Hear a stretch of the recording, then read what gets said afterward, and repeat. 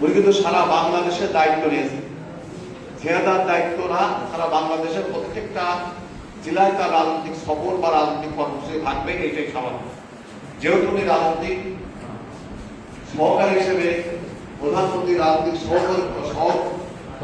সহকারী হিসেবে দায়িত্ব পালন করেন, অনেক ওনার জেলা নিয়ে শুরু করেছেন। সেখানে ওনার সাথে আমাদের যা কথা আছে সেই কথা সারবরাহ, যে প্রথমে আমি আমার নিজ জেলা যারা বিভিন্ন ইউনিটের দায়িত্ব আছে তাদের সাথে আমি মত বিনিময় করি। ঠিক সেই মত বিনিময় আলোকে সংক্ষিপ্ত স্থানে আমরা আয়োজন করছি।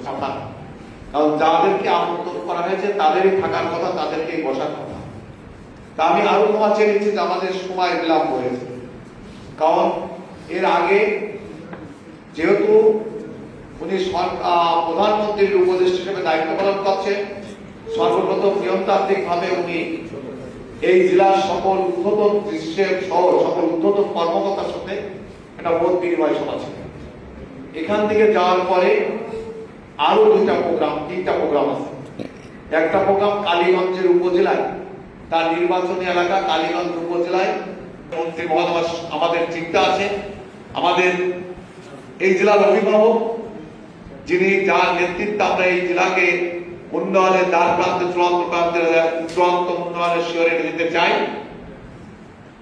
ওনা মাননীয় মন্ত্রী মহোদয়, আইন ও সংসদ বিষয়ক মন্ত্রী মহোদয়ের উপস্থিতিতে, উপদেষ্টা মন্ডল, উপদেষ্টার সহকারী রাজনৈতিক সহকারী উপস্থিতিতে, অ্যাটর্নি জেনারেলের উপস্থিতিতে আমরা একটা সুধী সমাবেশ করবো খুব স্বল্প সময়। সেই সুধী সমাবেশ আমরা বড় সড়কর করবো, সমাজের সকল শ্রেণীর মানুষ সেখানকে দাওয়াত দেবো। তারপরে আমরা একটা রুদ্ধতা রাজনৈতিক বৈঠক করবো।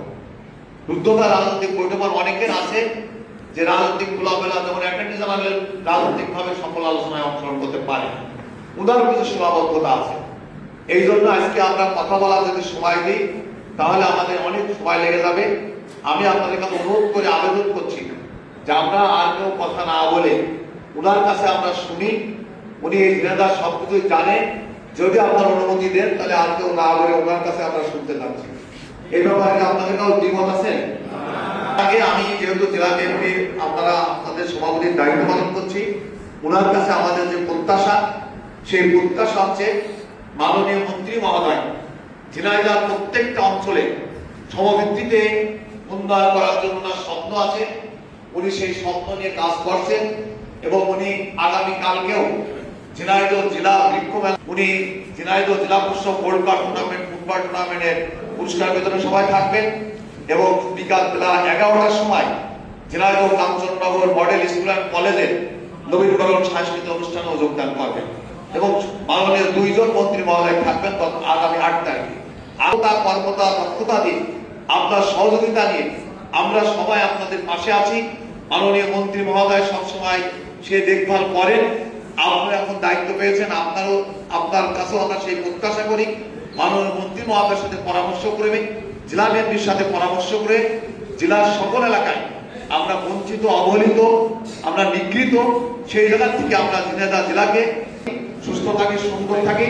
এবং আমার আরেকটা অনুরোধ আছে, আপনারা জানেন মাননীয় প্রধানমন্ত্রী যুদ্ধ ঘোষণা করেছে, তার ধারাবাহিক কাজ কিন্তু আমরা ঝিনাইদহ শুরু করেছি। সেই ক্ষেত্রে যার যার জায়গা থেকে আমরা সেই দায়িত্ব নিষ্ঠার সাথে পালন করি।